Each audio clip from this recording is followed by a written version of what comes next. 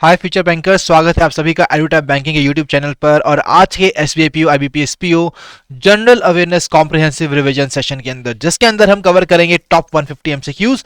Late me tell you guys, as this is the part 1 of this series, तो आज की session में हम करेंगे 75 एमसीक्यूज को। और जब हम नेक्स्ट पार्ट कंडक्ट करेंगे दिसंबर 2024 पार्ट 2 का, तो उसके अंदर हम we will be covering around 80 plus questions as well. ठीक है, तो आज का सेशन एक रैपिड फायर सेशन होगा, क्योंकि ऑलरेडी हमने अपने वीकली सेशंस के अंदर काफी करंट अफेयर्स को ऑलरेडी कवर कर लिया है, और आई होप कि आपने वो सेशंस को जरूर देखा है। Let me tell you that every Saturday at 7 a.m. we come up with a weekly current affairs session for all the aspirants जो SBI PO IBPS PO की प्रिपरेशन कर रहे हैं हमारे एडुटैप बैंकिंग चैनल पे। इसके अलावा एवरी वेडनेसडे एक जनरल अवेयरनेस रिवीजन सेशन रहता है, and from the past 2 sessions we are conducting some static sessions as well, but majorly it is more of the current affairs part. ठीक है, and this is being conducted every Wednesday at 6:30 PM। तो अगर आपको schedule नहीं पता है तो make sure कीजिए कि आप स्केड्यूल को अपने पास नोट डाउन करके रखें, सो दैट आप फ्यूचर वाले सेशंस को मिस ना करें। ठीक है, तो गाइस आज का सेशन शुरू करने से पहले एक बड़ी बिग न्यूज मेरे पास आपके लिए है, that is SBI PO and clerk 2024 की टेस्ट सीरीज। तो एडुटैप ने यहां पर एसबीआई पीओ और क्लर्क 2024 की टेस्ट सीरीज को लॉन्च किया है, जिसमें हम आपको प्रीलिम्स और मेंस कि 15,000 प्लस क्वेश्चंस यहां पर आपको प्रोवाइड करेंगे, जहां पर चैप्टर वाइज टेस्ट रहेंगे, करंट अफेयर्स एमसीक्यूज रहेंगे, सेक्शनल टेस्ट रहेंगे और फुल लेंथ टेस्ट करेंगे। तो एक कॉम्प्रिहेंसिव प्रिपरेशन आपकी होगी with the help of this course. तो अगर आप एम कर रहे हैं इस साल एसबीआई पीओ और क्लर्क 2024 को, so guys let me tell you that ये अपॉर्चुनिटी आपके लिए काफी अच्छी अपॉर्चुनिटी है to learn, and not just learn but also to clear and to become the SBI PO और एसबीआई क्लर्क इन 2024। अब अगर हम बात करते हैं इस टेस्ट सीरीज की, तो यहां पर हम आपको 83% ऑफ प्रोवाइड कर रहे हैं इस टेस्ट सीरीज पे, और इस 83% ऑफ को अवेल करने के लिए आप कोड यूज कीजिए कैंडी। तो कोड को याद रखिए, candy is the code that you have to use for this particular part. इसके अलावा प्राइस आपके सामने है, तो आई होप कि आप सभी इसका बखूबी फायदा उठाएंगे और इसमें एनरोल कराएंगे, सो दैट कि आपकी प्रिपरेशन एक अच्छे लेवल की हो सके for your SBI PO and clerk 2024। So guys आज का सेशन बढ़ते हैं आज के सेशन की तरफ, और let me tell you again that आज का सेशन एक रैपिड फायर सेशन होगा, क्योंकि हमने ऑलरेडी चीजों को इन डिटेल डिस्कस किया है हमारे प्रीवियस सेशंस के अंदर। और आज हम देखते हैं, एनालाइज करते हैं कि किस कौन कौन से वो स्टूडेंट्स हैं जिनको इन सभी क्वेश्चंस के आंसर्स करेक्टली आते हैं। तो पहला क्वेश्चन आप सभी की स्क्रीन पर है। जो पहला क्वेश्चन है ये है, first capacity building programme on public policy and administration for civil servants. तो जो हमारे सिविल सर्वेंट्स हैं साउथ ईस्ट एशिया के और इंडियन ओशन रीजन के, तो उनके कैपेसिटी बिल्डिंग प्रोग्राम यहां पर लॉन्च किया गया, और ये ऐसा अभी तक का पहला प्रोग्राम था। और आपको आइडेंटिफाई करना है कि वो कौन सी ऑर्गेनाइजेशन है जिसने इसको ऑर्गेनाइज किया। सी, जब भी ऐसा कोई प्रोग्राम होता है, समिट होती है, कॉन्फ्रेंस होती है, तो उसको कौन ऑर्गेनाइज करा रहा है, what is the theme, so all these details we have to cover. अगर हम बात करें इस क्वेश्चन की, सो ऑप्शंस आपके सामने मेंशन है, that is Ministry of external affairs, national Centre for Good governance, Indian institute of public administration, Indian administrative services and the national institute of public policy. तो ये 5 ऑप्शन आपके सामने दिए गए हैं, और इस क्वेश्चन का सही आंसर है ऑप्शन बी। तो जिस स्टूडेंट ने National Centre for Good Governance को मार्क किया था as the right answer, guys you are already right. और काफी इंपॉर्टेंट है आपके लिए एक काम करना कि आप अपने एक ब्लैंक पेपर पे नोट डाउन कीजिए कि आपने कौन से क्वेश्चन का सही आंसर दिया है, गलत आंसर दिया है, और आपने उसको स्किप किया है, so that after 75 questions you are able to calculate your scores. आपको अपने स्कोर्स को कैलकुलेट करना है और मुझे बताना है कमेंट सेक्शन के अंदर कि क्या आपका स्कोर था out of 75 in this session. ठीक है, तो काफी इंपॉर्टेंट है स्कोर्स को आइडेंटिफाई करना, क्योंकि इसी से हम आइडेंटिफाई कर पाएंगे कि हमारी जो वीक एरियाज हैं वो क्या है, किस तरीके का डेटा हमें याद नहीं रहता, क्या किस टाइप के क्वेश्चंस हम सॉल्व नहीं कर पाते। तो इस सारी चीजों को हमें आइडेंटिफाई करना होगा इन सेशंस के थ्रू, और इसलिए हम आपके लिए लेकर आते हैं इन क्वालिटी और बढ़िया सेशंस को। ठीक है, तो हम इसको ऑलरेडी कवर कर चुके हैं। Right answer to this question is option B, that is National Centre for Good Governance. बढ़ते अगले क्वेश्चन की तरफ, तो वो कौन सी मिनिस्ट्री है जिसने अपना रिसेंटली इंडिया का पहला artificial intelligence data bank launch किया है। सी गाइस, इंडिया का पहला आर्टिफिशियल इंटेलिजेंस डेटा बैंक, हम सभी को पता है आर्टिफिशियल इंटेलिजेंस, मशीन लर्निंग काफी बढ़ रहे हैं। ठीक है, and this era is of the AI and ML. So basically हमें आइडेंटिफाई करना है, और हमारी इंडियन मिनिस्ट्रीज भी इसी के साथ खुद को अलाइन कर रही हैं, और इसीलिए एक मिनिस्ट्री ने लॉन्च किया इंडिया का पहला आर्टिफिशियल इंटेलिजेंस डेटा बैंक, और इसको लॉन्च करने वाली मिनिस्ट्री का नाम है ministry of Science and technology. तो गाइस अगर हम बात करते हैं इसकी, तो आर्टिफिशियल इंटेलिजेंस को कौन सबसे पहले अप्लाई करेगा? Ministry of Science and technology, जहां पर इनोवेशन की बात होगी, आर्टिफिशियल इंटेलिजेंस को यूज करने की बात होगी, तो basically Ministry of Science and Technology will be working for that particular part, right? So option B is the right answer, that is Ministry of Science and Technology. बढ़ते हैं तीसरे question की तरफ। तो वो कौन सा ऑर्गेनाइजेशन है जिसको ऑफिशियली रिकॉग्नाइज किया गया by the National Council for Vocational Education and training? तो एनसीवीईटी ने एक ऑर्गेनाइजेशन को रिकॉग्नाइज किया है एज एन अवार्डिंग बॉडी, एक अवार्डिंग बॉडी जो स्ट्रेंथन करती है वोकेशनल एजुकेशन को इंडिया के स्पेस सेक्टर में। तो इंडिया के स्पेस सेक्टर में वोकेशनल एजुकेशन को स्ट्रेंथन करने वाली ये अवार्डिंग बॉडी का क्या नाम है, ये हमें आइडेंटिफाई करना है। 5 ऑप्शन आपके सामने दिए गए हैं, that is ISRO, DRDO, in space, NASA और नन ऑफ द अबव। तो क्या है इस क्वेश्चन का सही आंसर? सो उस बॉडी का नाम जिसको रिकॉग्नाइज किया गया है by the National Council for Vocational Education and Training. So here the right answer is option C, that is in space, that is Indian National Space Promotion and Authorization Centre. ठीक है, तो Indian National Space Promotion and Authorization Centre को यहां पर किया गया है recognise by the NCVET. Moving to the next question. So I hope guys कि आप सभी अपने अपने क्वेश्चंस को कमेंट सेक्शन के अंदर यहां पर बता रहे हैं, and it is very very important कि आप सभी इन क्वेश्चंस को अटेम्प्ट जरूर करें और मुझे बताएं कमेंट सेक्शन के अंदर क्या है इस क्वेश्चन का सही आंसर, क्योंकि जब तक आप कमेंट नहीं करेंगे, आप इन्वॉल्व नहीं होंगे सेशन के अंदर, तो तब तक ये सेशन आपके लिए कम प्रोडक्टिव रहेगा। तो मेक श्योर कीजिए कि ये सेशन आपके लिए और बाकी आपके जो फेलो एस्पिरेंट्स हैं, एस्पिरेंट फ्रेंड्स हैं, उनके लिए काफी ज्यादा इंटरैक्टिव रहे और प्रोडक्टिव भी रहे। सो अगला क्वेश्चन है कि इंडिया ने रिसेंटली अनाउंस किया एक प्रोग्राम ऑफ कॉपरेशन। अब ये जो प्रोग्राम इंडिया ने अनाउंस किया है, ये कौन सी कंट्री के साथ इंडिया ने लॉन्च किया है फॉर द ईयर्स 2024 टू 2029? तो 2024 टू 2029 के पीरियड के लिए इस प्रोग्राम को अनाउंस किया इंडिया ने, कौन सी कंट्री के साथ किया? Under which they will be strengthening scientific and technological ties. Scientific और टेक्नोलॉजिकल टाइज को और ज्यादा मजबूत किया जाएगा। जो हमारे अग्रीमेंट्स हैं related to science and technology, तो उनको यहां पर स्ट्रेंथन किया जाएगा with the help of this particular programme. So what is the name of this country? The name of the country is Slovenia. Option A, Slovenia is the right answer. तो आपके लिए एक होमवर्क क्वेश्चन है, आपको मुझे बताना है comment section के अंदर that what is the capital, what is the capital of Slovenia. तो स्लोवेनिया की कैपिटल मुझे बताएंगे आप सभी कमेंट सेक्शन के अंदर। बढ़ते हैं अपने अगले क्वेश्चन की तरफ। So the next question is on the nano bubble technology. तो नैनो बबल टेक्नोलॉजी को पहली बार इस्तेमाल किया गया है वाटर प्यूरिफिकेशन के लिए, और आपको आइडेंटिफाई करना है कि वो कौन सी लोकेशन है, कौन सी इंस्टीट्यूशन है जिसने इसको यूज किया। Nano bubble technology guys basically water purification का काम करती है, और जहां पर एक्वेटिक एनिमल्स हैं उनको और बेटर लाइफ प्रोवाइड करने के लिए इस टेक्नोलॉजी का इस्तेमाल किया जाता है। और सबसे पहली बार इसको यहां अडॉप्ट करने वाली ऑर्गेनाइजेशन का नाम है नेशनल जूलॉजिकल पार्क, जो कि दिल्ली के अंदर लोकेटेड है। तो इन्होंने यूज किया नैनो बबल टेक्नोलॉजी को, जिसके जरिए जो एक्वेटिक एनिमल्स हैं उनको यहां प्यूरिफाइड वाटर प्रोवाइड किया जाएगा। ठीक है, सो बढ़ते अगले क्वेश्चन की तरफ। Next question is on the real life survey was conducted under the परख राष्ट्रीय सर्वेक्षण प्रोग्राम। सो इस परख राष्ट्रीय सर्वेक्षण प्रोग्राम ये एक नेशनल लेवल का सर्वे है जिसको अभी रिसेंटली कंडक्ट किया गया, and the aim of the survey to assess students, जो स्टूडेंट्स की एकेडमिक परफॉर्मेंस है across the various school types, इसमें हम इसे असेस करते हैं और हमें आइडेंटिफाई करना है कि कौन सी स्टेटमेंट है जो यहाँ दी गई है ये करेक्ट है विद रिस्पेक्ट टू परख राष्ट्रीय सर्वेक्षण प्रोग्राम। So guys, पहली statement, it covered students from grade 3, grade 6 and grade 9.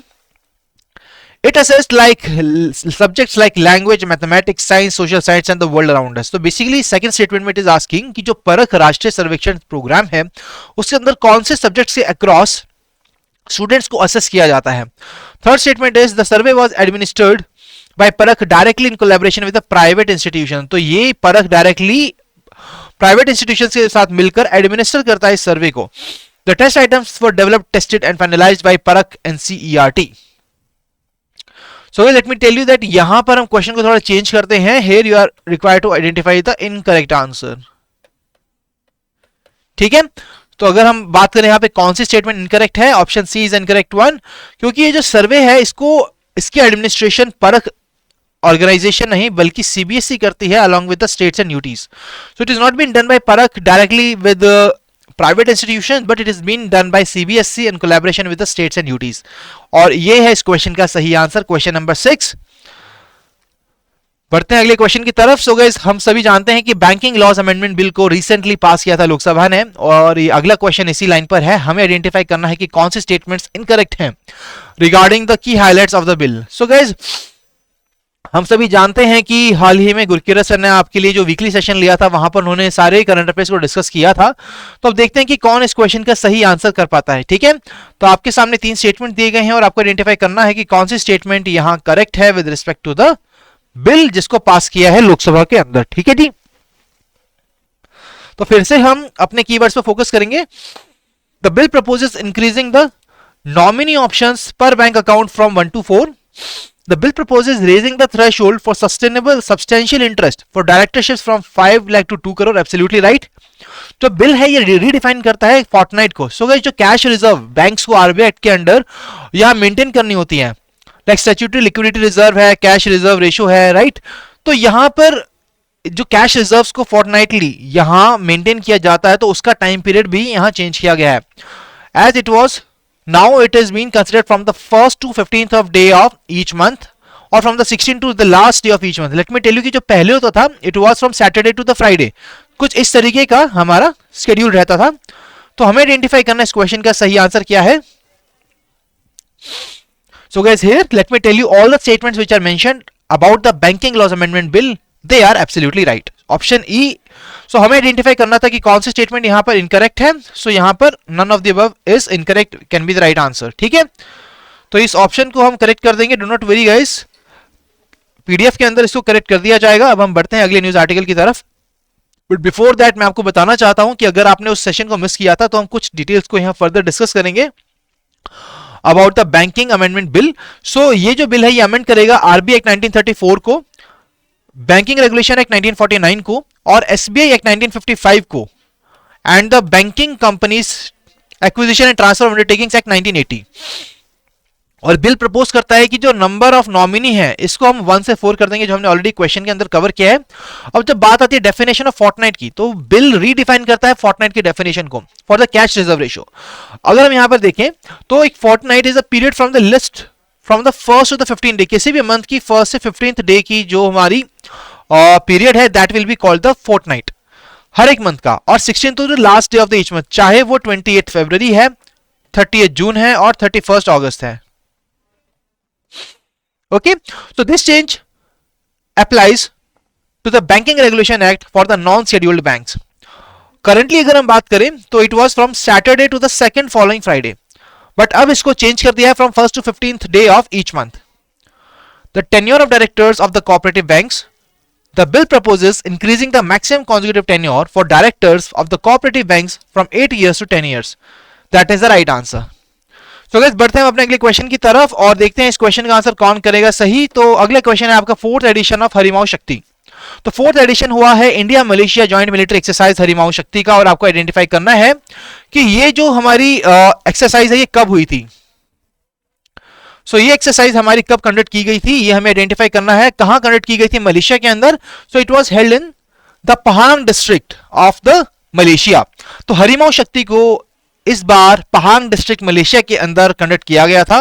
4th addition of Harimau शक्ति was conducted between India and Malaysia in Pahang district Malaysia। ठीक है, तो क्या जब भी हम कोई डिफेंस एक्सरसाइज को कवर करते हैं तो किन कंट्रीज के बीच में एक्सरसाइज हुई ये हमें आइडेंटिफाई करना है। एक्सरसाइज का क्या नाम है, उसका वेन्यू क्या है, तो ये सभी चीजों को हमें कवर करना है from the exam point of view. बढ़ते हैं अगले क्वेश्चन की तरफ। So the 14th Asia Oceania meteorological Satellite Users Conference was hosted by which organization in New Delhi?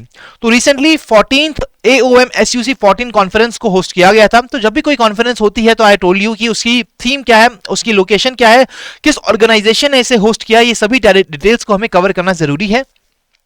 तो यहां पर न्यू दिल्ली के अंदर ये हुई है और कौन सी ऑर्गेनाइजेशन ने इसको कंडक्ट किया है। सो it was hosted by Indian meteorological department and the ministry of earth sciences. So that is the right answer. So option A is the right answer to this part.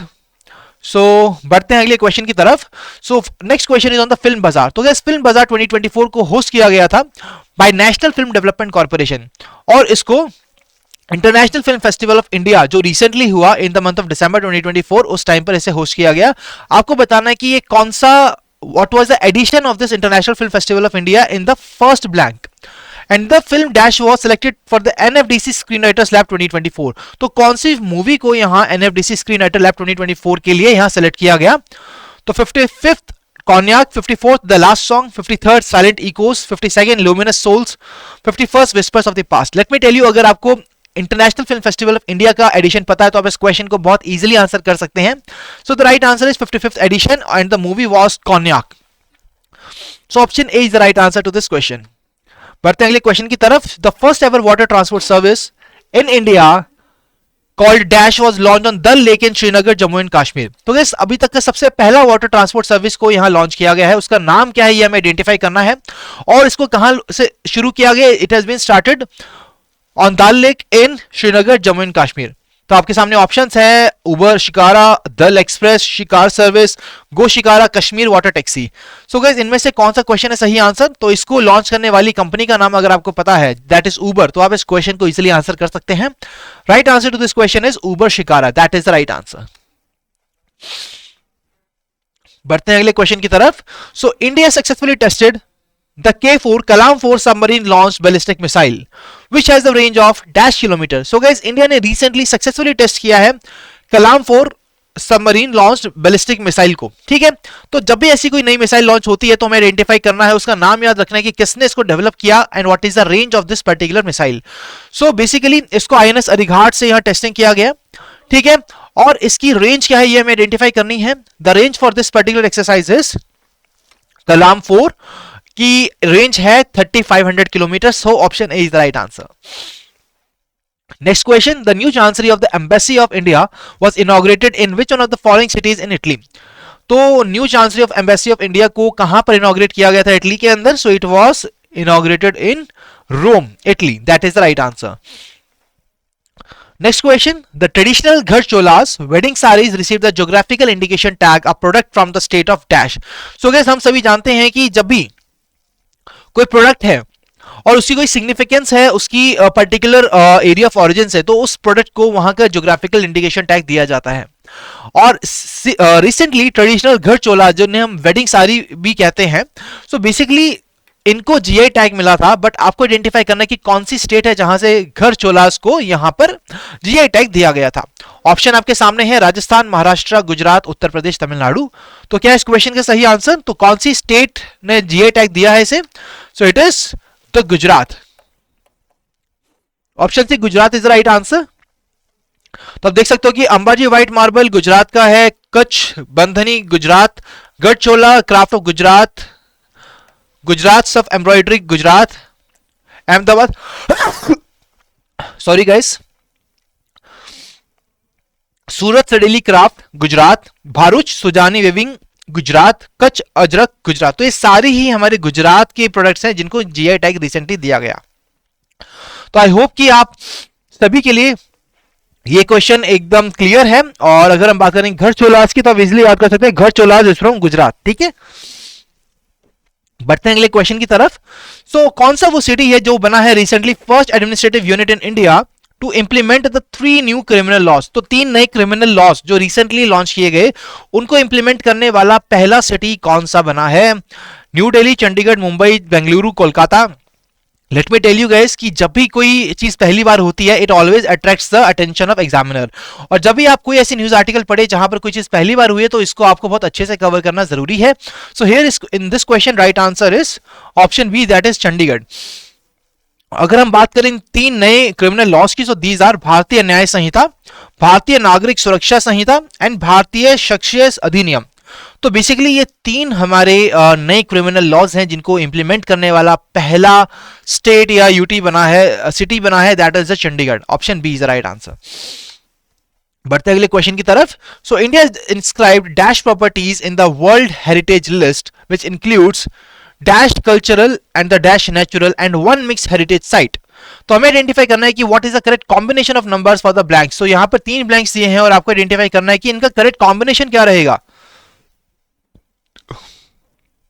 कितनी properties हैं world heritage list में, जहां पर कितनी cultural हैं, कितनी natural हैं और कितनी मिक्स हेरिटेज साइट है.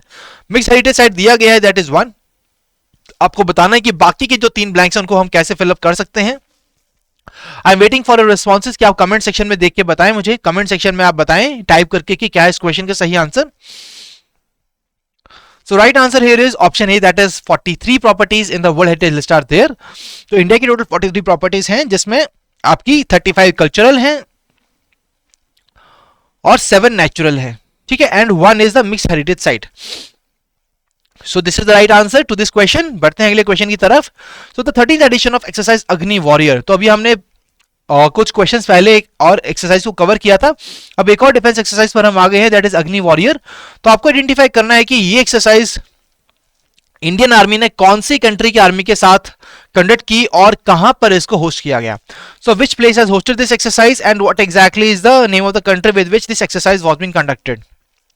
So please try to identify the right answer. Options आपके सामने गिवन है बच्चों. United States arm forces, Singapore arm forces, Australian defence forces, British army, French arm forces. So the right answer is option B, that is Singapore arm forces, जो कि Maharashtra Singapore arm forces के साथ मिलकर Indian army ने महाराष्ट्र के अंदर अग्नि warrior exercise को कंडक्ट किया गया था. Okay, moving to the next question. तो यहां पर हमें आइडेंटिफाई करना है कि वो कौन सा स्टेट का स्टेट रोड ट्रांसपोर्ट कॉर्पोरेशन है जिसने स्कॉच अवार्ड 2024 को जीता है for it's dash project, which integrates ticketing, reservation, bus passes and cargo services into a single platform, enhancing the passenger convenience and operational efficiency. तो कौन सा state है और कौन सा प्रोजेक्ट है जिसके लिए उसे ये स्कॉच अवार्ड दिया गया? Let me tell you guys that it was the state road transport corporation of Andhra Pradesh जिसको ये अवार्ड मिला है for its project that is unified ticketing system, जो कि इंटीग्रेट करता है टिकटिंग, रिजर्वेशन, बस पासेस को एक कॉमन प्लेटफॉर्म पे. सो दैट्स हाउ बहुत ज्यादा हाईली एफिशिएंट सिस्टम इन्होंने यहां लॉन्च किया and that is why this is the right answer. बढ़ते हैं अगले क्वेश्चन की तरफ. तो the first edition of the joint table top exercise SINBEX was conducted. तो रिसेंटली सबसे पहला edition joint table top exercise SINBEX से कंडक्ट किया गया by the Indian army and which of the following armies. तो सिनबेक्स की अगर हम बात करें गाइस, तो सिनबेक्स, तो C stands for Cambodia, IN stands for India. ठीक है, तो ये bilateral armed forces exercise है. What is the right answer is then option A, that is Cambodian army. That is the right answer और इसको conduct किया गया था महाराष्ट्र के अंदर. Okay, this is the right answer. बढ़ते हैं अगले क्वेश्चन की तरफ. So recently Dash has taken over as the chairperson of International Cricket Council. Guys, आप सभी क्रिकेट फैंस हैं तो और आपको मुझे बताना है कि आईसीसी के नए चेयरपर्सन जो रिसेंटली हुए हैं, अपॉइंट हुए हैं, उनका क्या नाम है और उन्होंने किस पर्सन को सक्सीड किया. सी जब भी किसी इंटरनेशनल बॉडी के जो चेयरपर्सन है, हेड है, उनको रिप्लेस किया जाता है, उनको न्यूली अपॉइंट किया जाता है, तो हमें इन क्वेश्चंस को कवर करना चाहिए. एग्जाम में ऐसे क्वेश्चन देखे जाते हैं एंड आई बिलीव कि आप सभी इस क्वेश्चन का आंसर जानते हैं और I can expect कि most of you have already given me the right answer to this question. That is option A, as Jay Shah has taken over as the chairperson of the International Cricket Council. और दोस्तों किसको वो succeed करेंगे, उनका नाम है George Greg Barclay. That is the right answer. बढ़ते हैं अगले क्वेश्चन की तरफ. That is सुगम्य भारत अभियान, जिसने अपने recently 9 years यहाँ पर कंप्लीट किए हैं, promoting inclusivity and accessibility of person with the disabilities. So this अभियान was launched in which year and under which ministry? Guys, अगर हम बात करें सुगम्य भारत अभियान की, बेसिकली इसने 9 इयर्स पूरे किए हैं and it was been launched कि जिससे हमारी जो बिल्डिंग्स हैं, पाथवेज हैं, एरियाज हैं, तो वहां पर हम द पर्सन विद डिसेबिलिटीज, तो उनके लिए ऐसे कुछ इंफ्रास्ट्रक्चर क्रिएट किया जा सके. ठीक है, तो यहां पर कब इसको लॉन्च किया गया था, किस मिनिस्ट्री के अंडर किया गया? तो गाइस अगर हम बात करते हैं पर्सन विद डिसेबिलिटीज की, तो basically most of the time social justice और empowerment ministry works for these people. So we can just try that, yes this is the right answer. सो अगर हम बात करें सुगम्य भारत अभियान की, तो ये 9th ईयर इसने बनाया, तो इसको लॉन्च 2015 में किया होगा.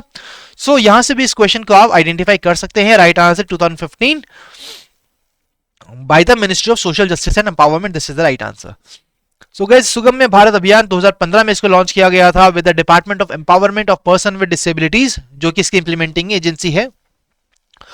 इसके अंदर हम हमारे जो दिव्यांग जन हैं उनके लिए हम इंडिया को और ज्यादा एक्सेसिबल बना रहे हैं. कैसे? जो हमारी पब्लिक बिल्डिंग्स हैं या ट्रांसपोर्टेशन सिस्टम है या वेबसाइट्स हैं, उनको हम एक्सेसिबल बना रहे हैं कि ये सभी लोग इन सभी फैसिलिटीज का पूरा फायदा उठा सके और इनको एक्सेस कर सके. इसके लिए हमने एस्टैब्लिश किया Indian sign language research and training centre को भी for promoting sign language education in our country. Sugamya Bharat app का भी लॉन्च किया गया था for crowdsourcing accessibility issues. So ये जो इनिशिएटिव है ये 28 स्टेट्स और 8 यूनियन टेरिटरीज सभी जगह ये एप्लीकेबल है and this details are very important guys. तो हमने अपने सेशन के अंदर इसको बहुत ही डिटेल में कवर किया था और आई होप कि आपने इसको जरूर देखा है. अगर नहीं देखा तो हमने इंपॉर्टेंट डिटेल्स को यहाँ डिस्कस कर लिया है. अब हम बढ़ेंगे अगले क्वेश्चन की तरफ. आई बिलीव कि आप सभी इस क्वेश्चंस को अच्छे से कवर कर पाए हैं। ठीक है जी, बढ़ते हैं अगले क्वेश्चन की तरफ। So who was the last individual to transition directly from the finance ministry to the position of RBI governor prior to dash who was recently appointed as the 26th RBI governor. So guys हम सभी जानते हैं कि RBI के 26th governor को recently appoint किया गया and this person has directly come from the finance ministry. ये सीधा फाइनेंस मिनिस्ट्री से यहां पर आए हैं, बट इनसे पहले वो आखिरी पर्सन कौन थे जिन्होंने डायरेक्टली ट्रांजिशन किया फाइनेंस मिनिस्ट्री से, ये हमें आइडेंटिफाई करना है इस क्वेश्चन के अंदर। अगर आपको पता है कि रीसेंट अपॉइंटमेंट के अकॉर्डिंग तो what is the name of the person जो बने हैं आरबीआई गवर्नर, तो आप इस क्वेश्चन को इजीली आंसर कर सकते हैं। And the name of the person is Sanjay Malhotra, जिनको रिसेंटली अपॉइंट किया गया। And Duvvuri Subbarao is the last person who transition from finance ministry to the position of the RBI governor. That is option C the right answer. Next question, so who was the first Indian Catholic priest to be directly appointed as cardinal. तो cardinal की post यहां दी गई है, उन्हें directly यहां appoint किया गया कार्डिनल। उन इंडियन कैथोलिक प्रीस्ट का क्या नाम है, ये हमें आइडेंटिफाई करना है। It's Jacob Kurian, Thomas Kottoor, George Jacob Koovakad, Mathew Vellanikal and Cyril Mar Baselios. तो क्या इस क्वेश्चन का सही answer the name of the person जो कि बने हैं पहले इंडियन कैथोलिक प्रीस्ट जिनको डायरेक्टली कार्डिनल अपॉइंट किया गया है, the name of the person is George Jacob Koovakad is the right answer, option C. ठीक है, 2014 में इनको यहां पर टाइटल दिया गया था चैपलन ऑफ हिज होलीनेस का, और 2019 में उनको prelate of honour of his holiness से भी नवाजा गया था और उनको नाम दिया गया था। ठीक है, तो this is the right answer. Next question. So recently in December 2024, who became the youngest world chess champion, breaking the record previously held by Dash? So guys हम सभी जानते हैं recently world chess championship हुई थी जहां पर there was a Indian player जिन्होंने एक रिकॉर्ड बनाया. So basically he has become the youngest world chess champion.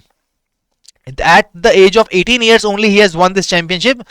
The name of the person is D Gukesh, और किसका रिकॉर्ड इन्होंने ब्रेक किया है, the name is Garry Kasparov. So option C is the right answer. Next question, the 30th Kolkata international film festival recently took place with a major highlight being the inclusion of Dash as the focus country. So guys 30th Kolkata international film festival के अंदर कौन सी country को focus country के तौर पर include किया गया है, ये हमें आइडेंटिफाई करना है। ऑप्शन आपके सामने है, Germany, France, Japan, US, Italy. तो गाइज आप सभी को कमेंट सेक्शन के अंदर मुझे बताना होगा इस क्वेश्चन का सही आंसर क्या है। इस क्वेश्चन का सही answer, so right answer is option B, that is France. तो France is that particular country जिसको इंक्लूड किया गया as a focus country in the 30th Kolkata international film festival. बढ़ते हैं अगले क्वेश्चन की तरफ। So which state has declared Mahakumbh area as a new district ahead of the 2025 Mahakumbh Mela. So guys हम सभी जानते हैं कि महाकुंभ 2025 के अंदर होने वाला है और ये जनवरी से फरवरी के बीच में रहेगा। तो आपको बताना है कि वो कौन सा स्टेट है जिसने डिक्लेयर किया है महाकुंभ एरिया को एज अ न्यू डिस्ट्रिक्ट।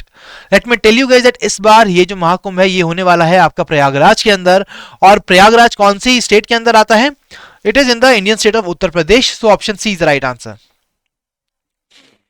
ठीक है जी, अगर हम बात करें महाकुंभ मेला की, सो गाइस ये कहां पर होता है, तो ये बेसिकली 4 लोकेशन पर रोटेट होता है। And one location is Haridwar Uttarakhand on the banks of Ganges, Ujjain Madhya Pradesh on the bank of Shipra, Nashik Maharashtra on the banks of Godavari, Prayagraj Uttar Pradesh at the confluence of the Ganges, Yamuna and the mythical invisible Saraswati. So guys ये सारे ही हमारे 4 locations हैं जहां पर महाकुंभ को यहां ऑर्गेनाइज किया जाता है, और ये हर 12 साल में रोटेट होते हैं। ठीक है, I hope this is clear to all of you guys. और अब हम बढ़ते हैं अगले न्यूज आर्टिकल की तरफ। So India has been chosen to chair the 68th session of UN commission of narcotic drugs. तो यूनाइटेड नेशन का जो कमीशन है नार्कोटिक ड्रग्स का, उसका 68th सेशन हुआ। आपको आइडेंटिफाई करना है कि वो इंडियन रिप्रेजेंटेटिव कौन थे जिन्होंने चेयरमैनशिप ली इस प्रेस्टिजियस फोरम की this year. What is the name of this person?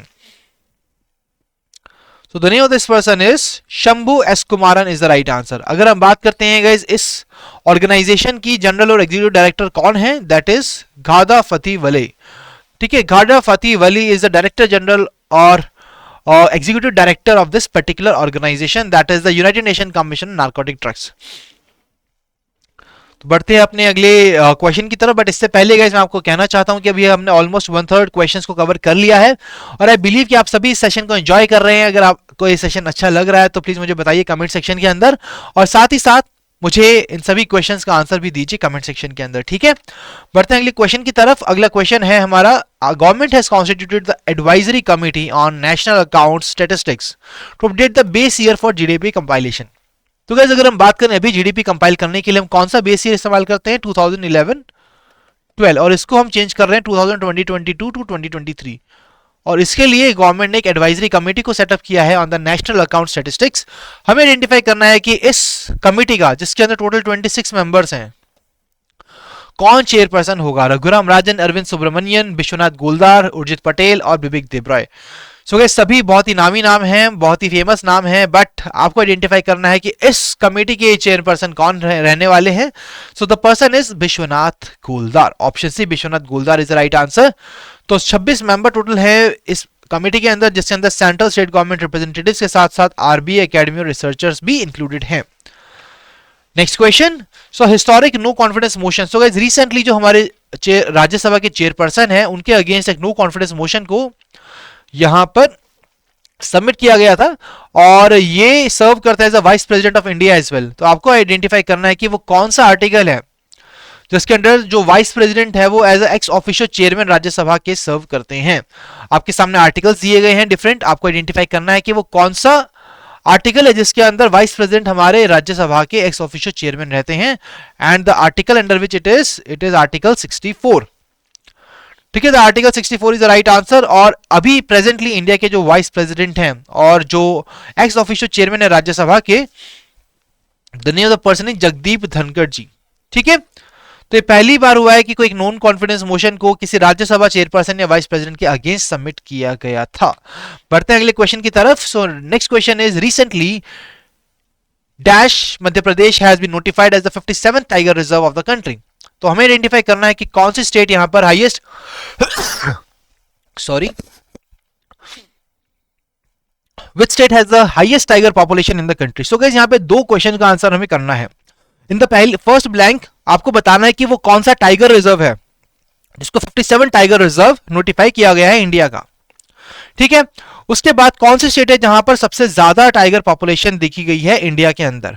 So guys अगर हम बात करें इस टाइगर रिजर्व की, the name is Ratapani tiger reserve जो कि मध्य प्रदेश के अंदर है और मध्य प्रदेश ही वो स्टेट है जिसके पास हाईएस्ट टाइगर पॉपुलेशन है कंट्री के अंदर. So option B is the right answer.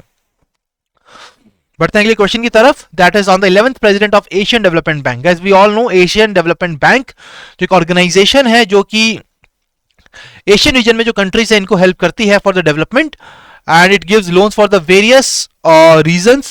It can be related to the disaster management, it can be related to improving the logistics and manufacturing sector of the country, and it is headquartered in Manila, Philippines. ठीक है, तो अगर हम बात करते हैं इस organisation की, इसके जो प्रेसिडेंट थे पहले, दैट पर्सन वाज मसात्सुगो इशिकावा, जिन्होंने 23 फरवरी 2025 को जो अपने पद से हट जाएंगे, जिनका कार्यकाल यहां पर समाप्त होता है. आपको बताना है कि वो कौन से पर्सन है जिनको 11th प्रेसिडेंट अपॉइंट किया गया है एडीबी का. तो जल्दी से मुझे बताइए. काफी इजी क्वेश्चन है गाइस, काफी कॉमन क्वेश्चन आपने देखा होगा करंट अफेयर्स के अंदर. तो करंट अफेयर्स के अंदर आपने इस क्वेश्चन को देखा होगा. आपको मुझे बताना है इस क्वेश्चन का सही answer. So the name of the person is Masato Kanda, option B, who has become the 11th president of Asian development bank. बढ़ते हैं अगले क्वेश्चन की तरफ. तो China has launched successfully the world's first self driving satellite. Guys क्या होता है कि जब भी मान लीजिए हम सैटेलाइट को लॉन्च करते हैं, अगर हमें उसका फ्लाइट पाथ को यहां चेंज करना है तो उसमें मैनुअल इंटरवेंशन की जरूरत पड़ती है. बट अब चाइना वो कंट्री बना है जिसने वर्ल्ड की पहली सेल्फ ड्राइविंग सैटेलाइट को लॉन्च किया जो अपना पाथ बिना किसी मैनुअल इंटरवेंशन के चेंज कर सकती है. और आपके सामने क्वेश्चन है, आपको बताना है कि इन सैटेलाइट्स का क्या नाम है. सिवी, गाओजिंग 201 एंड गाओजिंग 202 और बाकी के नाम भी सिमिलर हैं गाइस, बट सिर्फ नंबर्स का यहां डिफरेंस है. तो काफी केयरफुली आपको इस क्वेश्चन का आंसर करना होगा. सो वर्ल्ड की पहली सेल्फ ड्राइविंग सैटेलाइट जिसको चाइना ने लॉन्च किया, क्या है इस क्वेश्चन का सही जवाब? तो the right answer is Xiwei, Gaojing 203 and Gaojing 204. That is the right answer. Option B is the right answer to this question. ठीक है जी, क्वेश्चन नंबर 32 ऑप्शन बी इस क्वेश्चन का सही आंसर है. बढ़ते हैं अगले क्वेश्चन की तरफ. सो इंडिया ने recently men's hockey junior Asia cup को जीता है और हमें बताना है कि वो कितनी बार इंडिया ने जीता है. And this year India defeated Pakistan in the finals. तो ये पाकिस्तान को हराने के बाद कौन से नंबर की विन थी इंडिया की, कि इंडिया ने total men's hockey junior Asia cup के टाइटल कितनी बार जीते हैं, ये हमें आइडेंटिफाई करना है। सो India has one it for the 5 times. Men's hockey junior Asia cup को इंडिया ने टोटल 5 बार जीता है और इस बार 5वीं बार इन्होंने पाकिस्तान को फाइनल्स में हराया। Next question, who among the following has created history by securing India's first ever podium finish in e-football?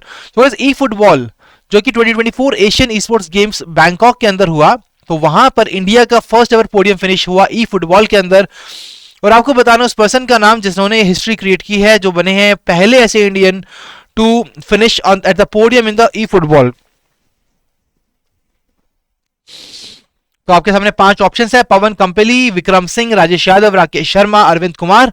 तो गाइस आप देखेंगे कि एग्जाम में भी आपको ऐसे क्वेश्चंस देखने को मिलेंगे और ऐसे ही ऑप्शंस देखने को मिलेंगे, तो आपको आइडेंटिफाई करना है कि यहाँ पर क्या है उस पर्सन का नाम। तो the right answer is Pawan Kampeli, option A is the right answer to this question. बढ़ते हैं अगले क्वेश्चन की तरफ। Dash app was launched by the south east central railway. तो कौन सा app recently south east central railway ने लॉन्च किया to enhance safety training and capacity building? तो अपने रेलवे एम्प्लॉइज की कैपेसिटी बिल्डिंग और उनकी सेफ्टी ट्रेनिंग को और बेहतर बनाने के लिए उन्होंने इस ऐप को लॉन्च किया, और उस ऐप का नाम आपको आइडेंटिफाई करना है कमेंट सेक्शन के अंदर मुझे बता कि क्या इस क्वेश्चन का सही answer. So the right answer to this question is Samraksha, that is option A, Samraksha is the right answer. Next question. So Dash was nominated for the role of director of the Federal Bureau of Investigation. So Donald Trump जो कि recently president बने हैं USA के, तो उन्होंने federal bureau of investigation के director के role पे एक इंडियन पर्सन को यहां नॉमिनेट किया है। आपको आइडेंटिफाई करना है कि what is the name of this person, जो कि हाईएस्ट रैंक्ड इंडियन अमेरिकन बन गए हैं इस आने वाली एडमिनिस्ट्रेशन के। सो what is the name of this person? The name is काश पटेल। ठीक है, cash Patel is the right answer. Next question is about the India international science festival. तो इसको first time north east India के अंदर कंडक्ट किया गया, तो उसको किसने होस्ट किया है?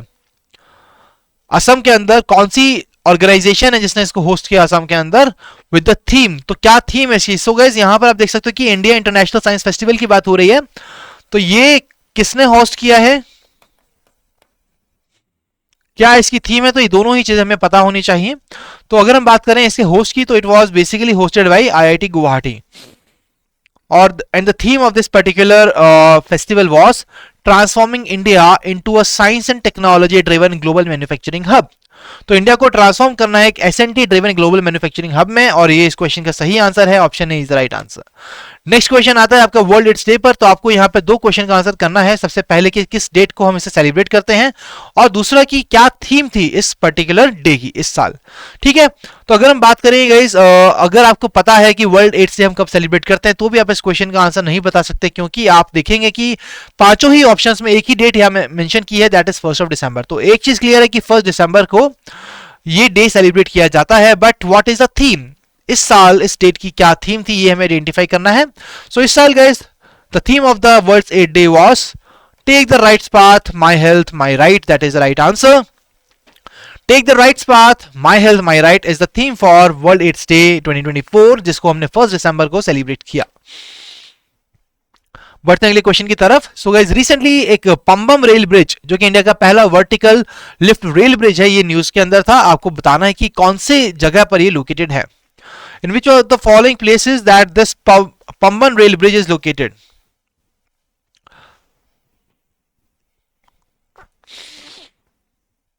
Sorry guys, I am little sick today, तो आई होप कि मैं आपको ज्यादा डिस्टरबेंस नहीं कर रहा हूं इससे। ठीक है, तो अगर हम बात करते हैं इस क्वेश्चन के राइट आंसर की, तो बेसिकली अगर हम बात करें कि ये पंबन रेल ब्रिज कहां पर है, तो ये लोकेटेड है आपका रामेश्वरम तमिलनाडु के अंदर।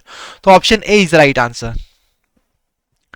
Next question. सो गूगल ने अनाउंस किया establishment of India's first Google safety engineering centre. तो गाइस इंडिया का पहला गूगल सेफ्टी इंजीनियरिंग सेंटर कहां पर लॉन्च किया गया है, कहां पर गूगल ने अनाउंस किया कि ये इस्टेब्लिश करेंगे इंडिया का पहला Google safety engineering centre?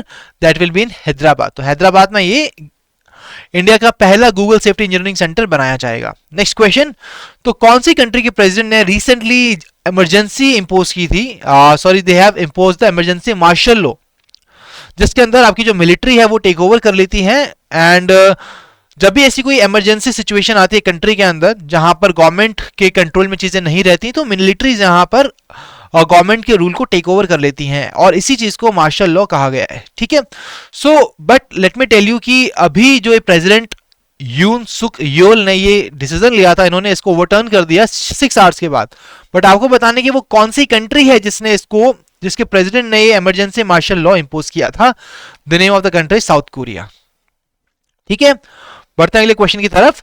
So which of the following statements is true regarding the Indian squash legend Raj Manchanda. So हम सभी जानते हैं कि राज मनचंदा जो इंडियन स्क्वैश लेजेंड है, ही रिसेंटली पास अवे। आपको आइडेंटिफाई करना है कि कौन सी स्टेटमेंट उनके अकॉर्डिंग करेक्ट है। So he was awarded the Padma Bhushan. So guys I think that he was awarded the Arjuna Award and not the Padma Bhushan. So this is not right. He was a 6-time national champion in squash. He won the Asian Championship twice. He was awarded the Khel Ratna. He was a 7-time national champion in squash. तो कौन सी statement यहाँ पर true है? तो मैंने आपको पहली स्टेटमेंट एलिमिनेट करा दी, बाकी स्टेटमेंट्स आपको बताना है कि कौन सी स्टेटमेंट यहाँ पर करेक्ट है। So here guys right answer is option B, that he was a 6-time national champion in squash. तो राज मनचंदा जो इंडियन स्क्वैश लेजेंड है, ये पास अवे और इन्होंने एशियन चैंपियनशिप मेडलिस्ट जीते हैं और 6-time नेशनल चैंपियन ये रह चुके हैं। Okay, this is the right answer. बढ़ते हैं अगले क्वेश्चन की तरफ। अगला क्वेश्चन आपका बुक्स एंड ऑथर से, जहां पर हमें बुक का नाम और ऑथर का नाम याद करना है। तो ये क्वेश्चन के अंदर जो बुक मेंशन है, that is Tipu Sultan the saga of Mysore interregnum 1761 to 1799, जिसको रिसेंटली हमारे external affairs minister S Jaishankar ji ने इसे लॉन्च किया। तो दोस्तों आपको यहां बताना है कि इस बुक के ऑथर का क्या नाम है, किस पर्सन ने इस बुक को लिखा है।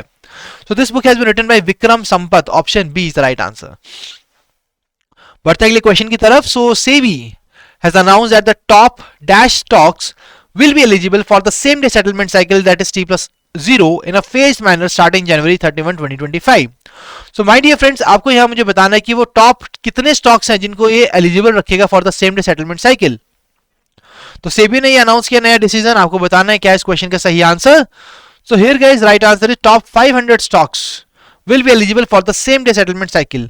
So guys अब आप सभी मुझे बताएंगे कमेंट सेक्शन के अंदर किस किस स्टूडेंट ने इस क्वेश्चन का सही आंसर दिया है। ठीक है, काफी जरूरी है हमारे लिए आइडेंटिफाई करना कि हमने इस क्वेश्चन का आंसर करेक्टली दिया है या नहीं दिया। उसके लिए हमें मेक श्योर करना है कि हमने इस क्वेश्चन को अटेम्प्ट किया है कि नहीं किया। तो मेक श्योर कीजिए कि अभी आने वाले इस सेशन के अंदर जितने भी क्वेश्चन है आप सभी अटेम्प्ट करेंगे और आइडेंटिफाई करेंगे क्या इस आपका स्कोर था इस सेशन के अंदर। ठीक है, बढ़ते हैं अगले क्वेश्चन की तरफ। गाइस अगला क्वेश्चन है, तो आरबीआई ने रिसेंटली एक एआई और मशीन लर्निंग बेस्ड मॉडल को यहां लॉन्च किया है। इस मॉडल का इस्तेमाल किया जाएगा to combat and mitigate digital frauds. तो आप देखते हैं कि यहां पर म्यूल अकाउंट्स जो फर्जी खाते रहते हैं उनका इस्तेमाल करके बहुत सारे फ्रॉड्स को किया जाता है। ठीक है, execute.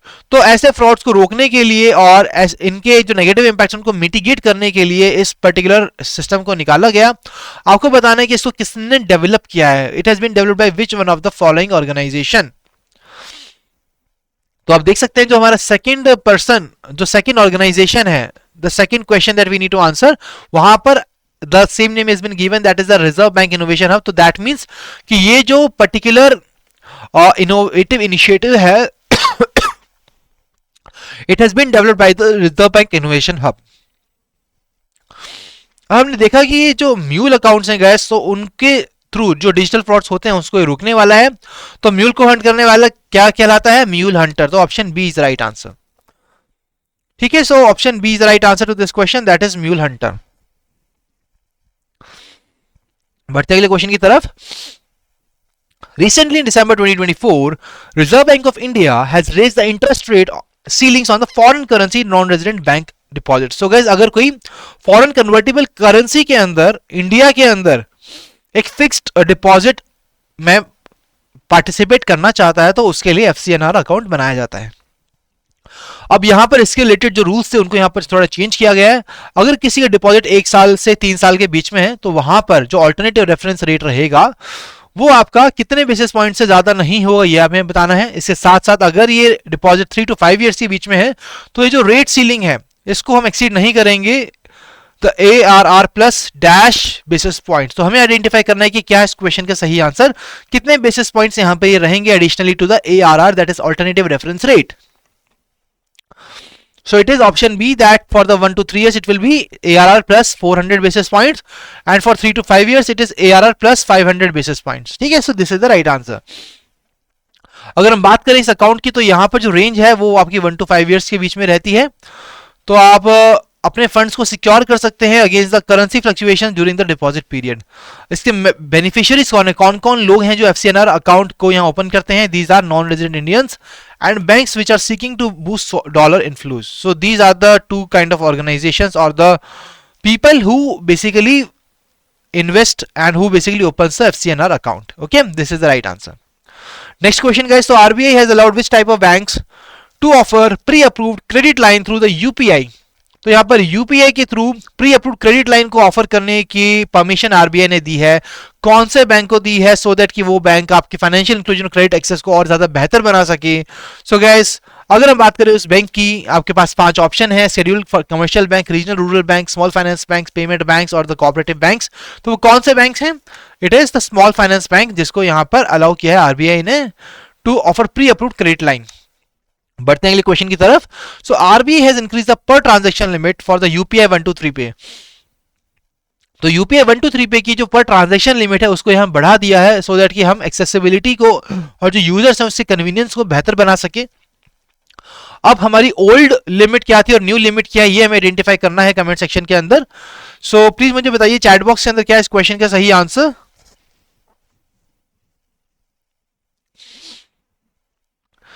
So guys, this limit has been increased from ₹5,000 to ₹10,000। ठीक है, तो बेसिकली अगर हम बात करें UPI 123 पे की, तो ये बेसिकली किन लोगों के लिए किया जाता है? Basically people who are not having the internet connection, जिनके इंटरनेट कनेक्शन नहीं है, वो डायरेक्ट अपने फीचर फोन से यहां पर ये विड्रॉल्स को कर सकते हैं। ठीक है, so the per transaction limit is from 5,000 to ₹10,000 और UPI लाइट ट्रांजेक्शन लिमिट को हमने ₹1,000 बढ़ा दिया है फ्रॉम द, और जो वॉलेट लिमिट है उसको हमने 5,000 तक बढ़ा दिया है। That is right answer. So UPI 123 पे गए, ये NPCI का प्रोडक्ट है, that is the national payment corporation of India for non smartphone और फीचर फोन यूजर्स, जिसका इस्तेमाल करके ये UPI के through without internet connectivity transactions को यहाँ एग्जीक्यूट कर सकते हैं। जो ट्रांजैक्शंस रहती हैं इस पर्टिकुलर तरीके में, it is free of the charge. और कौन कौन से डिफरेंट पेमेंट मेथड्स हैं थ्रू द UPI 123 पे, ये हमें दिया गया है, which include voice payment via IVR number, proximity sound based payments, missed call based payments and the app based scan and pay for feature phones. So this is the right answer. So these are the 4 payment methods under the UPI 123 pay. बढ़ते हैं अगले question की तरफ, that is on the India internet governance forum. तो इसको recently held किया गया था, न्यू दिल्ली के अंदर होस्ट किया गया था। आपको आइडेंटिफाई करना है कि कौन सी स्टेटमेंट यहाँ करेक्ट है। तो theme of the event was digital India empowering through connectivity. जो इवेंट है इसको minister of electronics and information technology ने सपोर्ट किया, national internet exchange of India ने भी सपोर्ट किया। जो फोरम है ये फोकस करता है exclusively on enhancing trust and safety in the online environment. It was organised to discuss policies exclusively for internet service providers, none of the above. So हमें identify करना है कि कौन सी स्टेटमेंट्स यहाँ पर करेक्ट हैं guys. The right answer is option B, कि इस इवेंट को सपोर्ट किया है minister of electronics and information technology ने along with the NIXI, that is national internet exchange of India.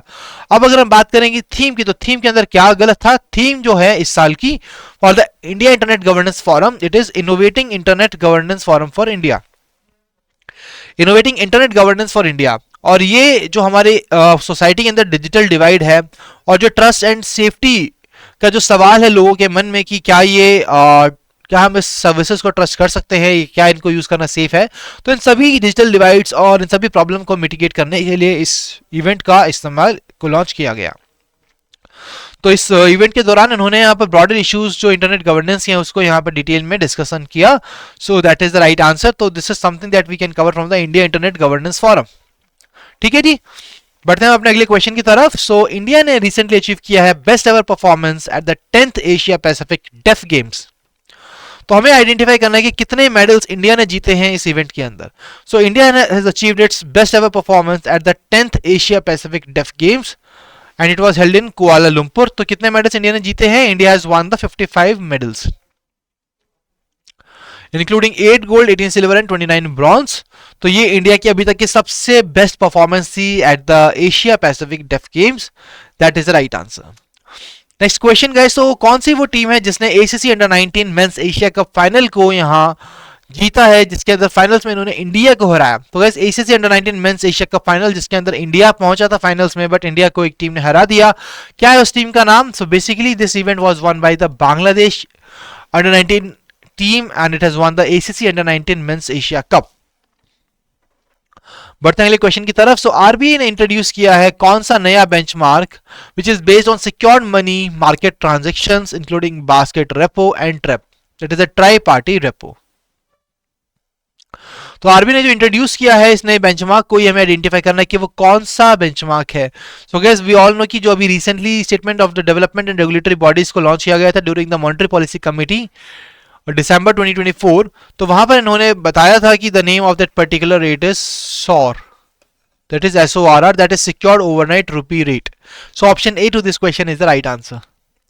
Next question. So the next question is about the ULIP, that is Unified Logistic Interface Platform. तो इसको recently news के अंदर देखा गया, ये simplify करता है industrial access to logistics data through the API based integration. अगर हम बात करें इस इनिशिएटिव की, दैट इज यूलिप इनिशिएटिव, इसको हमने कब लॉन्च किया था और कब इसे कॉन्सेप्चुअलाइज किया था, ये हमें दोनों ही चीजें बतानी है, कब इसको लॉन्च किया गया था और दूसरा इसको कॉन्सेप्चुअलाइज कौन सी ऑर्गेनाइजेशन ने किया। Let me tell you that it was conceptualised by NITI Aayog and it was launch in year 2022। तो 2022 में लॉन्च किया गया and it was conceptualised by the NITI Aayog. तो आप देख सकते हो कि department of promotion of industry and internal trade ministry के अंदर ये आता है। कंसेप्चुअलाइज जैसे किया नीति आयोग ने। प्लेटफॉर्म मेंटेन रहता है, इसे ऑपरेट करने वाला भी ऑर्गेनाइजेशन सही है, that is NICDC logistic data services. अब अगर हम बात करें एनएलडीएस की, तो ये एक जॉइंट वेंचर है गवर्नमेंट ऑफ इंडिया का और bye the national industrial corridor development and implementation trust and the Japanese IT major NEC Corporation with 50-50 equity participation. So guys, I hope कि ये सारी डिटेल्स आपको क्लियर हैं कि कब लॉन्च हुआ था, किस मिनिस्ट्री के अंदर हुआ था, किसने कंसेप्चुअलाइज किया था। तो आई होप कि all of you are very much clear. Let's move on to the next question. Next question is on the first edition of Ashtalakshmi Mahotsav. तो गाइस अष्टलक्ष्मी महोत्सव जिसको लॉन्च किया गया to basically enhance the economic landscape of the 8 north eastern states, जो हमारी 8 north eastern states हैं, उनको नाम पर ही इसको लॉन्च किया गया है by the Ministry of Development and North Eastern Region in the New Delhi. Featured a mascot name. तो what is the mascot for this particular part? ये हमें आइडेंटिफाई करना है कि जो अष्टलक्ष्मी महोत्सव है उसका मैस्कॉट कौन है। इट इज गंगा, पूर्वी, नर्मदा, अवनी, सरस्वती। तो the name of that mascot is पूर्वी। पूर्वी इज द राइट आंसर। ठीक है, इस इवेंट को अगेन ऑर्गेनाइज किया गया था ministry of development of north eastern region ने इन द न्यू दिल्ली। बढ़ते हैं अगले क्वेश्चन की तरफ। The Indira Gandhi peace prize. So guys Indira Gandhi prize दिया जाता है पीस डिसआर्मामेंट डेवलपमेंट फॉर 2024 के लिए। So it will be conferred on Michelle Bachelet, the former Chilean president, in recognition of her work to improve gender equality. तो ये gender equality, human rights और democracy के लिए काम करने वाली ये महिला, जिनका नाम हमें आइडेंटिफाई करना है। सो जिनको इस साल का इंदिरा गांधी पीस प्राइज दिया गया है। But guys let me tell you कि हाल ही में हमने लास्ट मंथ के अंदर ही पीस प्राइज कवर किया था 2023 का। And here is the catch here that 2023 was been presented to who among the following, जिसमें से एक क्लासिकल पियानिस्ट है और एक कंडक्टर है, अ पैलेस्टीनियन पीस एक्टिविस्ट। तो हमें आइडेंटिफाई करना है कि कौन सी स्टेटमेंट यहां पर करेक्ट है। So the name of the person is Daniel Barenboim, जो कि क्लासिकल पियानिस्ट है। उसके बाद अली अबू अवध आते हैं जो कि एक कंडक्टर हैं। ठीक है, so this is the right answer. Next question guys. So कौन सा वो फेस्टिवल है जिसका 25th एडिशन को हमने रिसेंटली सेलिब्रेट किया और जिसको फेस्टिवल ऑफ फेस्टिवल्स के नाम से जाना जाता है। ये नागालैंड के अंदर हर साल एक बार किया जाता है to showcase the states cultural diversity and supported by the ministry of tribal affairs. तो ministry of tribal affairs, state cultural diversity और साथ ही साथ बाकी सब ने मिलकर इस पर्टिकुलर फेस्टिवल को यहां पर लॉन्च किया। What is the name? The name is Hornbill Festival, option C. Next question is about the Anna Chakra initiative guys. तो अन्न Chakra initiative we all know कि यहाँ पर in India there is a lot of migration, people leave one place. लोग एक जगह छोड़कर दूसरी जगह पर जाते हैं। लाइक देयर आर पीपल जो कि बिहार से दिल्ली आ रहे हैं, बिहार से नोएडा आ रहे हैं, राइट, बिहार से मुंबई जा रहे हैं। तो guys basically as they are moving from one place to another, तो इनका जो पब्लिक डिस्ट्रीब्यूशन चैनल है वो होना बहुत जरूरी है, so that they can use. So that is why government of India as a result have come up with the Anna Chakra initiative. तो ये इनिशिएटिव किसका है? Department of food public distribution, और ये एनहांस करता है efficiency of the public distribution system logistics network across the country. Second point, किसको develop किसने किया? In collaboration with the world food programme and IIT Bombay. तो आईआईटी बॉम्बे ने वर्ल्ड फूड प्रोग्राम के साथ मिलकर इसको कनेक्ट किया गया। so that we can optimize the food supply chain routes using advanced algorithms. तीसरा स्टेटमेंट है जो स्कैन पोर्टल है under Anna Chakra facilitates a single window submission scrutiny and approval of subsidy claims by states for the national food security act. तो आपको identify करना है कौन से स्टेटमेंट यहां पर करेक्ट है regarding the Anna Chakra initiative. तो हमने इसको ऑलरेडी अपने वीकली सेशन के अंदर डिटेल में डिस्कस किया था। So right answer is option B here, that is 1 and 3 statements are absolutely right. Statement number 2 is incorrect क्योंकि इसका जो कोलैबोरेशन हुआ है for the setting up of this Anna Chakra initiative, it has been done with the world food programme, then foundation for innovation and technology transfer IIT Delhi.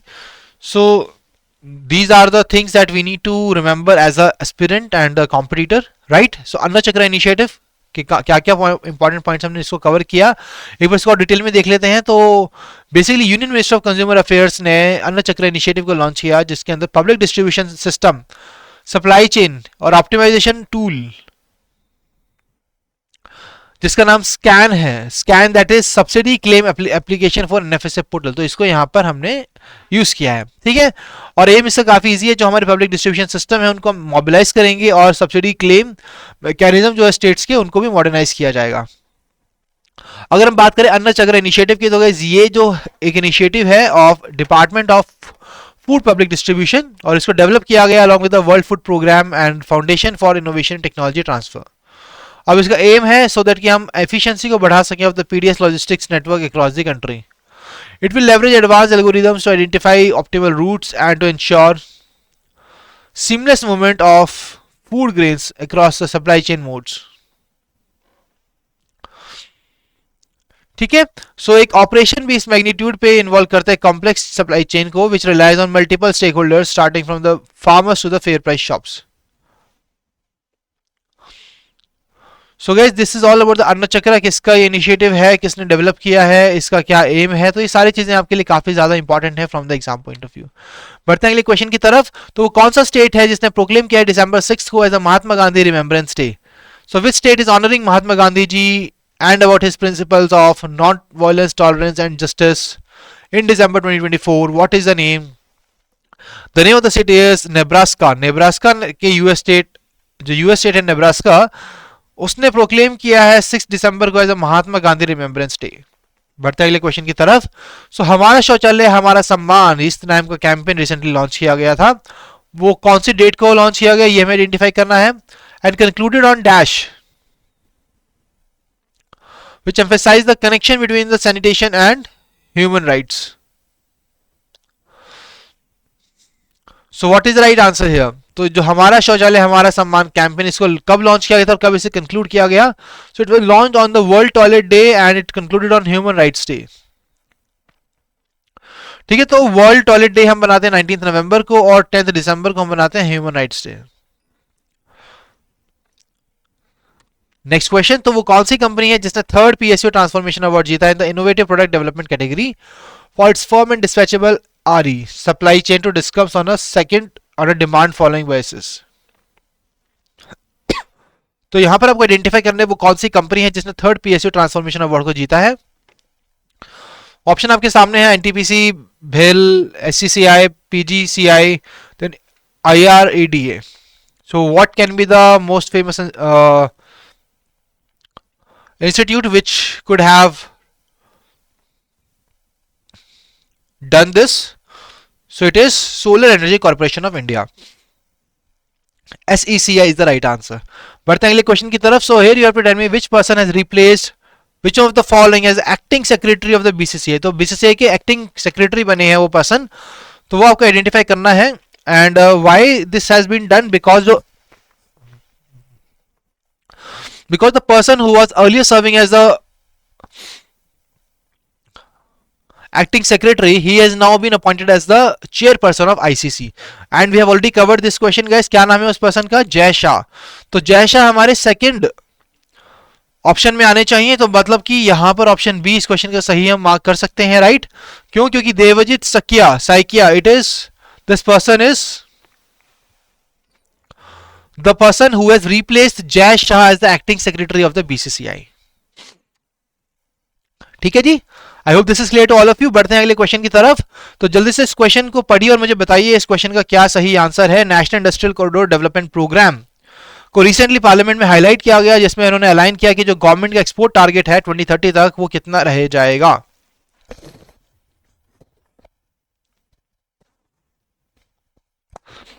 So my dear friends, once again I apologize for the inconvenience that you are having and the distraction that you are having. So now guys, let's just focus on the session। तो जो national industrial corporation development programme है उसने highlight किया parliament के अंदर कि जो India का गवर्नमेंट का एक्सपोर्ट टारगेट है वो कितना हो जाएगा। It will be reaching $2 trillion by 2030। ठीक है, और ये जो national industrial corridor development programme है इसको डीपीआईटी ने लेट किया है एंड 12 नए प्रोजेक्ट्स को इसके अंडर अप्रूव किया गया है across the 10 states. That is the right answer. Next question guys, so DigiLocker जो एक फ्लैगशिप इनिशिएटिव है under the digital India programme, इसको न्यूज में देखा गया था। हमें आइडेंटिफाई करना है कि कौन सी मिनिस्ट्री है जो फैसिलिटेट करती है digital storage and verification of the documents as a part of the DigiLocker programme. Ministries का नाम आपके सामने मेंशन है, minister of home affairs, finance, electronics, education and corporate affairs. तो इसका होगा इस क्वेश्चन का सही आंसर। तो डिजिटल इंडिया प्रोग्राम के अंदर डिजी लॉकर को यहां लॉन्च किया गया था। सो it is minister of electronics and information technology जो इसका इस्तेमाल करती है। और डिजी लॉकर की बात की जाए तो ये एक फ्लैगशिप इनिशिएटिव है जिसको 2015 में लॉन्च किया गया था under the digital India programme by minister of electronics and information technology. So और एक ऐसा प्लेटफॉर्म प्रोवाइड करता है आपको जहां पर आप डिजिटल स्टोरेज, शेयरिंग और वेरिफिकेशन ऑफ डॉक्यूमेंट्स कर सकते हैं इजिली। ठीक है, तो बढ़ते हैं अगले क्वेश्चन की तरफ। So who among the following was elected as Namibia's first female president elect. So guys, Namibia में हिस्ट्री हुई है क्योंकि वहां पर उनकी फर्स्ट फीमेल प्रेसिडेंट इलेक्ट हुई है।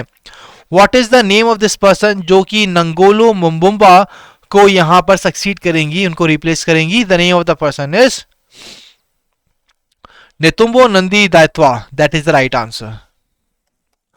नेतुम्बो Nandi Ndaitwah is the right answer. बढ़ते हैं अगले क्वेश्चन की तरफ। So who recently became the first Indian to win a formula 2 constructors world championship. तो वो कौन से इंडियन है जो बने हैं पहले Indian to win formula 2 constructors world championship as per the news in December 2024। क्या नाम है इस पर्सन का? The name of the person is Kush Maini. Kush Maini is right answer. And my dear friends, I believe और मैं एक्सपेक्ट कर रहा हूं कि आप सभी ने अपने पेपर पे क्वेश्चन नंबर डाल के लिखा है कि आपने कौन से क्वेश्चन का करेक्ट आंसर दिया है, कौन सा इनकरेक्ट आंसर दिया है और कौन से क्वेश्चन को आपने स्किप किया है, so that you can just identify that what is your accuracy, आपकी कितनी एक्यूरेसी है, क्या स्कोर आ रहा है, जिससे कि आप आगे आने वाले सेशन में अपने स्कोर को इंक्रीज कर सकते हैं। ठीक है, I hope this is clear to all of you. बढ़ते अगले क्वेश्चन की तरफ। So the first annual review of RUTAG 2.0 projects was conducted, जिसके दौरान हाईलाइट किया गया the continued success and expansion of the RUTAG initiative. तो ये एक वर्किंग ग्रुप है गाइस RUTAG, जिसको यहाँ 2004 में फर्स्ट टाइम लॉन्च किया गया था। And this initiative focuses on enhancing science and technology intervention and support for the rural areas. हमें आइडेंटिफाई करना है कि वो कौन सी ऑर्गेनाइजेशन या डिपार्टमेंट है जिसने लॉन्च किया है RUTAG इनिशिएटिव को। So what is the name of organisation? तो गाइस आप देख सकते हो कि काफी लंबी चौड़ी इंफॉर्मेशन देने के बाद एक बहुत ही आसान सवाल आपके सामने है कि वो कौन सी ऑर्गेनाइजेशन या डिपार्टमेंट है जिसने इस इनिशिएटिव को लॉन्च किया है। And the name of that particular organisation और the department is office of the principal scientific adviser. That is option A. That is the right answer. तो 2004 में office of the principal scientific adviser ने इस initiative को start किया था and it was basically launch to provide a higher level of S&T intervention, science and technology intervention and support for the rural areas. तो इसके through basically हम सब देखते हैं गाइस कि एक तरीके का टेक्नोलॉजी अडॉप्शन गैप है among the rural areas and the urban areas, because we all know in the urban areas we are having so many innovators and there is why there is a lot of development and innovation in the urban areas, but that is not the case with the rural areas. So that is why, so that we can empower those rural areas and we can come up with the science and technology intervention steps so that we can create jobs, we can create better life for the people who are living in the rural areas. ठीक है, तो अगर हम बात करें किस कैसे focus करता है इस पे, it focuses on bridging technology gaps at the grassroots level, upgrading technology, capacity building and promoting sustainability collaboration. So these are the 5 areas across which it does this part, that is the bridging technology gap at the grassroots level, upgrading technology, capacity building, promoting sustainability and collaboration. So these are the focus areas of RUTAG, that is Rural Technology Action Group. बढ़ते हैं अगले question की तरफ गए, that is from one of the scheme, that is बीमा सखी योजना। तो रिसेंटली बीमा सखी योजना को लॉन्च किया गया था, आपको आइडेंटिफाई करना है कि कौन से स्टेटमेंट यहाँ इनकरेक्ट है। पहली statement, women selected for the programme will receive specialised training and a stipend for 3 years to promote financial literacy and insurance awareness, absolutely right। तो स्कीम के अंदर जो women हैं इनको सेलेक्ट किया जाएगा फॉर द प्रोग्राम, इनको स्पेशलाइज्ड ट्रेनिंग दी जाएगी और साथ साथ एक स्टाइपेंड दिया जाएगा for a period of 3 years, जो प्रमोट करेगा उनके अंदर फाइनेंशियल लिटरेसी और इंश्योरेंस अवेयरनेस को। अब जल्दी से आप मुझे पढ़िए सेकंड स्टेटमेंट को।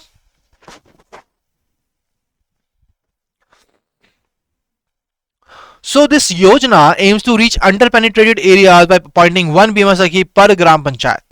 थर्ड स्टेटमेंट, जो स्टाइपेंड है वो 6,000 रुपीज पर मंथ रहेगा and will be given in the first year of the scheme. Let me tell you guys कि जो फर्स्ट ईयर है वहां पर ये 7,000 रहेगा एंड उसके बाद आपके फर्दर 2 years के लिए there will be a different value, ठीक है। So here option 3 will be the right answer, क्योंकि हमें इनकरेक्ट स्टेटमेंट को आइडेंटिफाई करना था। So option B is the right answer, that is 3 only. तो हम देख सकते हैं कि प्राइम मिनिस्टर नरेंद्र मोदी जी ने बीमा सखी योजना को लॉन्च किया, जो कि एक LIC की स्कीम है और ये अपॉइंट करेगी 2 लाख वुमेन इंश्योरेंस एजेंट्स को over the next 3 years। Eligibility के लिए बात की जाए तो जो हमारे इंडिया के अंदर वुमेन है जिनकी एज 18 to 70 years है और जिन्होंने क्लास 10th को क्लियर किया है, तो वो इस स्कीम का बेनिफिट ले सकती हैं, ठीक है। तो स्पेशल ट्रेनिंग रहेगी, financial literacy, insurance awareness provide की जाएगी to all this women as a part of this particular scheme. अगर हम स्टाइपेंड के स्ट्रक्चर की बात करें तो ₹7,000 पर मंथ रहेगा फर्स्ट ईयर के लिए, 6,000 for the second year and 5,000 for the third year. और जो बीमा सखीज हैं उनको कमीशन भी दिया जाएगा on an average of ₹1.75 lakh every year. अगर हम बात करें LIC की, तो LIC इस पर्टिकुलर स्टाइपेंड के ऊपर 840 करोड़ रुपीस को स्पेंड करने वाला है और ये स्कीम जो है ये नए बिजनेसेस के अंदर अराउंड 4,000 करोड़ रुपीस लेकर आने वाली है, ठीक है। I hope this is clear to all of you guys. तो काफी इंपॉर्टेंट स्कीम जो आप सभी को कवर करनी चाहिए एग्जाम पॉइंट ऑफ व्यू से। बढ़ते हैं अपनी अगली इंपॉर्टेंट स्कीम की तरफ, अगली इंपॉर्टेंट क्वेश्चन की तरफ, that is on the India's first zero waste city. तो गाइस इंडिया का पहला zero waste city with an integrated waste management city cum learning centre, इसको रिसेंटली लॉन्च किया गया and this city become the India's first zero waste city और expect किया गया है that it will be operational by which year. तो ये आपको बताना है कि इंडिया का फर्स्ट जीरो वेस्ट सिटी कौन सा है और इसको कब ऑपरेशनल किया जाएगा, by which year it will get operational, that is what we have to identify, ठीक है। तो अगर हम बात करें इंडिया के पहले जीरो वेस्ट सिटी की, so that is basically Gorakhpur और हम इसको कब तक एक्सपेक्ट करेंगे, sorry guys, and when is it expected to be operational, कब तक इसको ऑपरेशनल बनाया जाएगा, that is by September 2025। So option C is the right answer. So Gorakhpur will become the India's first zero waste city or with the integrated waste management city cum learning center to open by September 2025. That is the right answer. Next question guys, तो वो कौन सा bank है जिसने SBI card को surpass किया है and it has become the second largest credit card issuer in our country.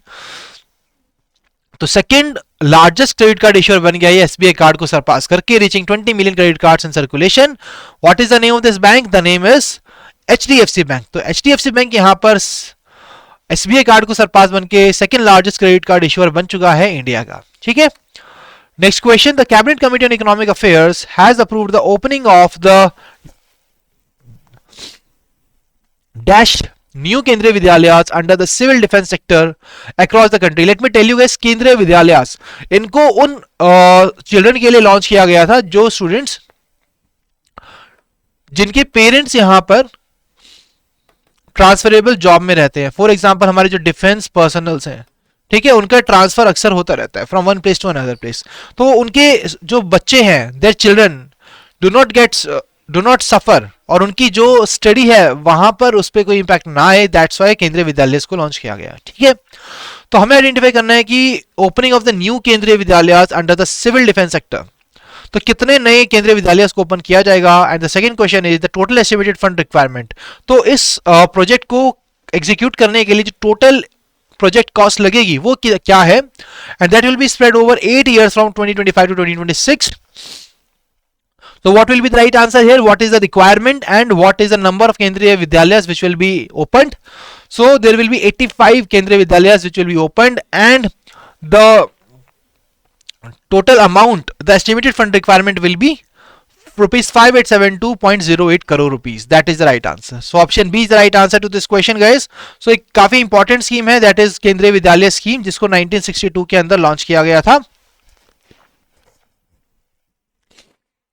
और जो स्कीम का मेजर एम था दैट वाज कि हम एजुकेशनल फैसिलिटीज, एक यूनिफॉर्म स्टैंडर्ड की एजुकेशनल फैसिलिटीज को प्रोवाइड करें उन चिल्ड्रन को जिनके पेरेंट्स ट्रांसफरेबल सेंट्रल गवर्नमेंट या डिफेंस एम्प्लॉइज हैं। ये एक सेंट्रल सेक्टर स्कीम है और केंद्रीय विद्यालय को हम प्राइमरीली ओपन करते हैं to cater educational needs of the wards of transferable and non transferable employees of central government which includes defence and the paramilitary forces.